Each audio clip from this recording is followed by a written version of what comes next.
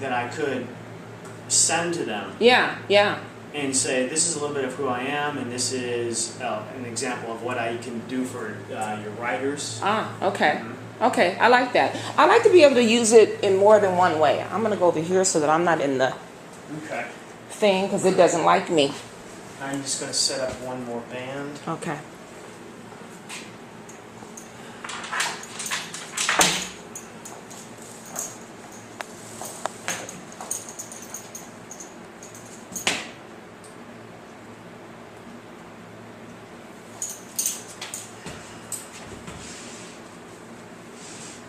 You ever played with a Bosu ball yourself? I have. Do you like them? They're okay. They're a little awkward to me. You would want it to be less awkward. Okay.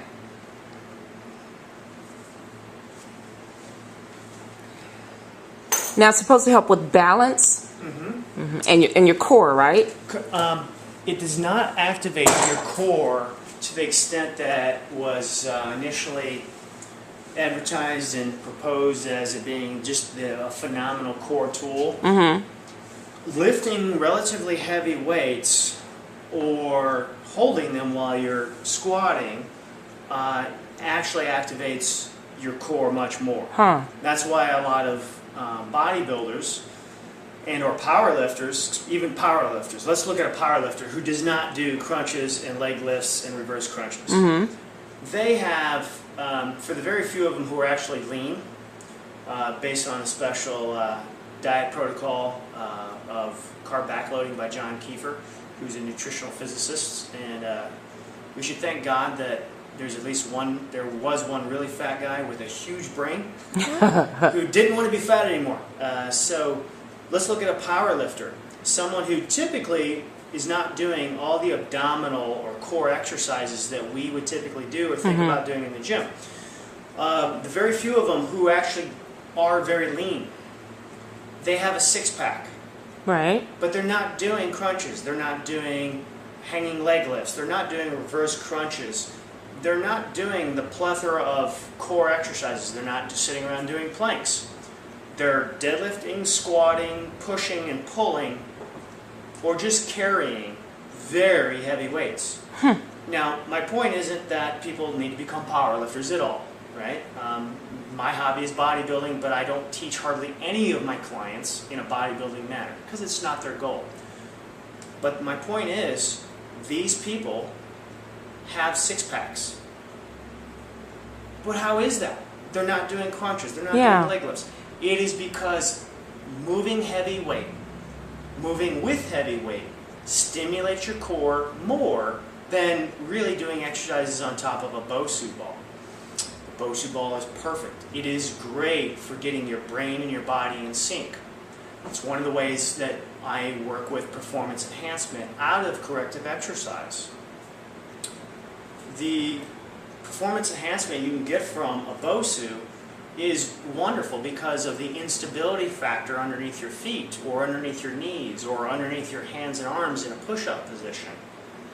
The ability to fire the body in a sequential pattern goes back to what I was saying for corrective exercise, our paradigm where we bring it around to teaching a person how to move in a full body pattern. A squat, a stance, a twist and a stance. The Bosu really helps you get your mind in sync and fire all the right muscles in the correct sequential order that you wanted them to fire in so you could move gracefully. We always look at, in the Olympics, we look at the ice skaters and we're all so impressed. They just make it look easy, right? Because they're firing all the muscles in the right sequential order. And they're working hard. They're sweating. They get off the ice and they get their interview and they're, and we're like, no, I thought it was easy. Right. You just made it look easy. Right. So the Bosu ball is an awesome tool, and this is definitely one of the tools I use when I get into the performance enhancement side. So one of my great ways, let's say in equestrian, the off-the-wall athlete. So I personally don't want to train a football player. I like them, but I actually want to train people that need more physical, technical movements. Somebody like a dressage rider. Even volleyball players, I like to work with them because they have to have so much technical movement of straight up and down. But in the saddle, you're in a very certain specific pattern. You're in a squat position. Your feet don't get to be fully in contact with the floor because you're in stirrups. But you've got to move, you have to twist. You have to very delicately shift your weight to communicate to the horse.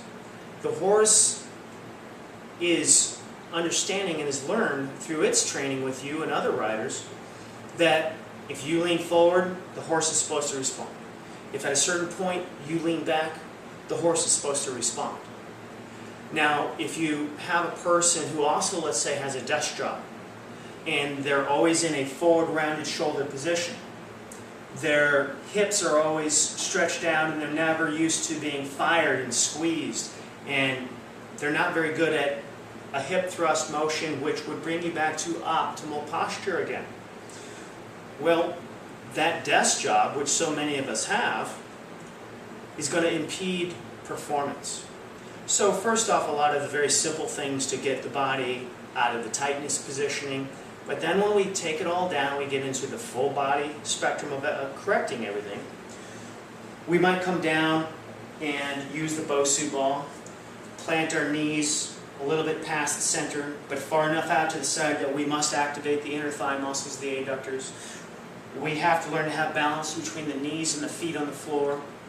And then we're going to activate the core and start to teach us how to fire a lot of muscles in a good sequential pattern and move with grace. We might take a band off to the side at different heights, push out, and just work on stability. How can you sit here and hold this out? And right now there's about 40 pounds approximately worth of pressure that's pulling me sideways. But I'm holding myself upright, I have my hips underneath of me, my cervical spine is straight with my body. And then from here, we're developing stability. Then, can I move with stability? Can I squat back in the saddle, sit back in the saddle, and then come forward into an upright position without being twisted and compensated? So if I can't have my hips and my inner thighs work together in a pattern, these two have to work in a pattern, these two have to work in a pattern. I have to have postural strength in my back. I have to have the ability in my anterior core, I have to resist being pulled down by gravity and by the bounce of the horse when they take a stride and they take a leap. I have to be able to maintain good posture as I go back and forth in the saddle, and we also have to be able to move quickly at certain times. So we have to, the Bosu ball becomes an excellent tool for performance enhancement. The ability to slowly fire all the muscles and turn out sideways without the hips being thrown off in a compensation pattern. So, performance enhancement. There's a lot of ways to do it for us. I make it specific for different athletes, baseball players, golf players, equestrian riders, Western style riders. I've had a lot of these different athletes, ones and twos here and there. I've been able to improve all of them. Their game has improved, their ride has improved. I don't have to be the horse trainer. I don't have to be the golfer.